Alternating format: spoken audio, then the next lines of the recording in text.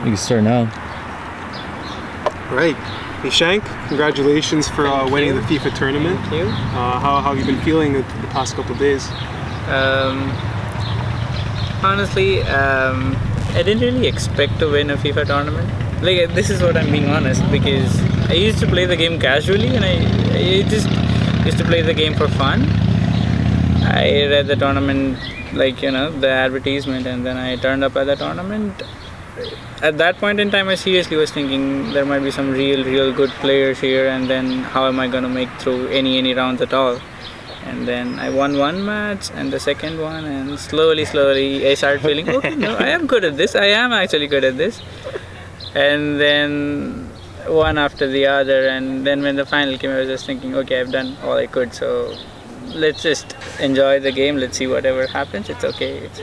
I know it's like a FIFA tournament, but it's the same thing with any kind of tournament. Yeah, for sure. So, who was the hardest opponent that you faced? Like the hardest match for you? Honestly, the third group game, the one that I lost actually. I don't remember his exact name. Yeah, who is that? I wonder. Which group were you in? B, Group B. The guy who won the Group B. Yeah. For me, the 1-0 win that you had in the quarters. There's Nally when you won in the end 1-0. That was a big game for you. Yeah. He was actually a good player. Yeah. Funny thing, I hit the post about 4 times that game. So bad. And honestly, the toughest opponent I feel is the guy I didn't face, the guy who Joey beat to get into the finals. Who was that? If I remember his name, Evan Park. Yeah. Oh, Evan Park. Yeah. We owe him. The guy was so smooth with FIFA Spain. TFC tickets. Yeah. I think he won the Golden Boot. Scored a lot of goals. Probably. Yeah. Shout out to Mr. Park. Yeah. So, what are you gonna do with the money? What are your plans? What are your? I've said this before. I'm collecting for a purpose, a personal one though. But I've probably not met my girlfriend in about a year or so. Because I'm a student, I don't have so much money to fly, and she lives in Australia. So I'm trying to make it for the end of this year, this December, this Christmas. I hope to spend it with her. So let's hope that works out. Hopefully there's another FIFA tournament by then that you can maybe win that one too. I hope. Fingers crossed.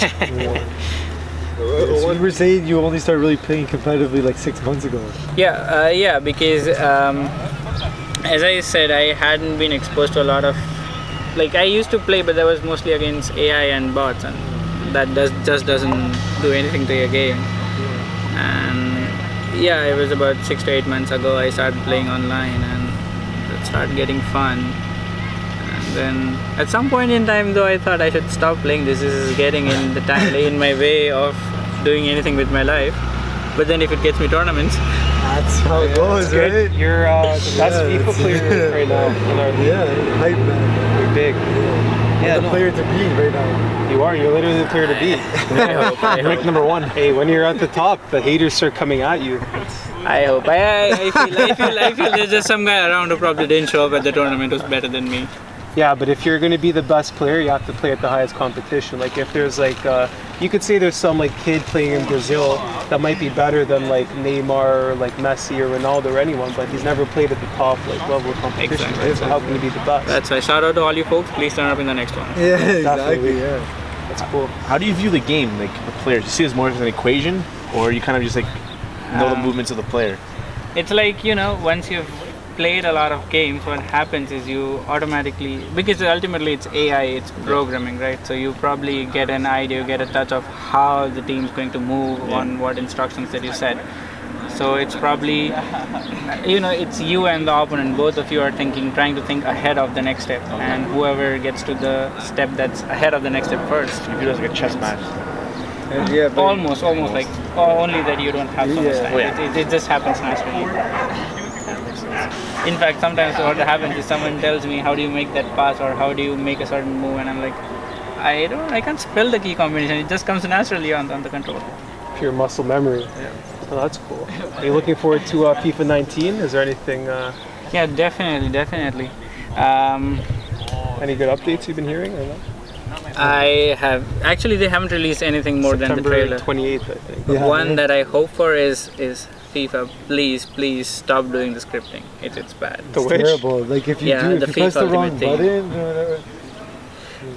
It's like you're winning the game, and Yeah. because it's the last game in the league. Like right now, I'm in Division 1. So when I was getting promoted from Division 2 to Division 1, it was my last game in Division 2. If I win that, even if I draw that, I get to Division 1. So it's a game at the end, I know, but then it plays on your mind, and you're just playing. And what happens in the last 3 minutes, all your players suddenly they just lose it. They start losing balls. They can't put tackles in, and oh my God, if the opponent has some possession in the penalty area, just do not press the tackle button. You press Yeah. it, and it's a penalty. It's Really, eh? So is that like a program in the game? Yeah, it's pure in the game. It's like the what is it, the server, like the game code, like Oh, the script wow. of the game. They have so many predetermined things. I think like you press square for a slide tackle, let's say, when you could have made the tackle standing, and then the game thinks you're nervous, so then your players start doing silly things. Really? So Yeah. the game reads you. Yeah. Is that in like machine learning and stuff like Oh, that? yeah. too? probably. Yeah, if you press X instead of triangle or triangle instead of X, and your player's facing you, and the ball will go behind you, or it'll be an intercepted pass. Like, it's all about the right buttons. And I don't know. like I know, I just feel that this happens more so to actually reward the players who put a lot of money into the game. Yeah, definitely. You They can get have- crossbars. Yeah, And more crossbars. and okay, it's in a live game, it's Yeah. different. Online, it's all just them. It's their world we are playing in. So You know what though? I was watching something interesting, and they're saying esports is an interesting phenomenon because these leagues, like for example, League of Legends or FIFA, they own the entire game. Like imagine in basketball, you could say, hey, the size of the net's going to expand like 30 meters, like for this, right? In FIFA, they don't need to ask, or NHL, they don't need to ask anything. They just change the code, right? So they own the actual game, like the rules of the game. They own the distribution, and they own also like some of the rights of the players and things like Yeah. that. So it's an entire like different concept from the actual traditional sport. The pure stronghold. Yeah, crazy. it's interesting, man. so it's I feel it's important when you are playing whenever you are playing any esport, just not let anything affect your mind. It's just like once the game is done, it's done. Just forget it and start moving on. Good point. What you've been describing, it sounds like mental fortitude, just muscle memory, and just natural skill. I mean, you're describing like they're athletes, which I kind of see they are in their own regards. Do you picture the same thing? I feel so because I feel like if I consider myself a good player, not even a better player, just a good player, in that case what it happens to be is sheer practice. Like you keep on playing the thing, and you don't have to think about everything in the game. It just starts falling out of your mind naturally. You just know what pass to make. I think there's some regards of like natural talent, though, don't you think? Because like I practiced all summer one year, and then I faced my brother, and he just destroyed me. He's just that much more better than me. It's funny how he talked about League of Legends. Do you guys follow League of Legends? I don't follow it. I play it though. Yeah, I don't know. There's I play a this bit. in the league. They change the character like attributes. Yeah, and in the game there's this famous player. He's an esports player. They call him Faker. He's a Korean player. You watch him play, and you probably know that even if you practice for years and years, you're never going to play it as fast as the guy does. Because of course, he's just faster than you are. He's just superior. He's just mentally superior than you. You just have to accept it at some time. Yes. Esports. Man. He's Well, just faster. I guess it's like any sport. Like if you see Mbappe like playing, and you're trying to like play at his level, like he's been Yeah. training his entire life. It's he gets trained by the best people. He has the best access to like medicine and like coaching and things like that. And then you're saying like I can never play like this, man. It's just like, Yeah, it's because like now it's started how all these professional sports teams have actually started hiring professional esports players for FIFA. So you look at those guys play, and you probably if you have some experience with the game, you probably know that what those guys are playing, they're thinking faster than you are. So you look at a certain Leo Messi, right? It's hard work, definitely. There's nothing taking away from his hard work, but you know that even if someone works all that hard for their life, they're not going to play it or think as fast as he does. That's it. He can slow down time. He's thinking so fast. So something's natural, but Yeah, Our buddy definitely. says he can take him in soccer. I'm not going to reveal his identity, Yeah. but our friend thinks that he's better than Messi at He says you soccer. can tackle him. I know exactly what Let me guess, is he a Ronaldo fan? Huh? He No, doesn't he even doesn't like watch. soccer. He doesn't watch He's a soccer. hockey fan.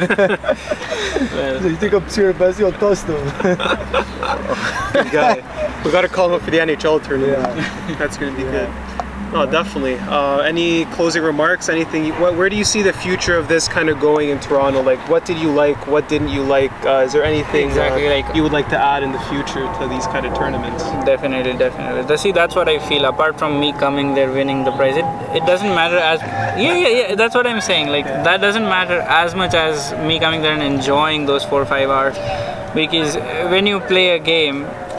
See, we all accept. In the end, what you need, if you're good at something, you need an audience to show it, right? That's a good point. You have an audience. You have an audience who understands how well you did at something, and then of course there's people all around who know the game. You can talk about the game. You can appreciate a game. It's obvious. It's always wonderful to watch a football match with a football fan, right? So Exactly. obviously it's so the best takeaway for me from all of this was the 4 or 5 hours I spent. They were real fun. Like if I didn't win at the end of it, I would still be equally happy. Happy to hear. Yeah. Well, there's 31 other people that didn't win, and they still said they had a good time. Yeah. So I was one of those guys.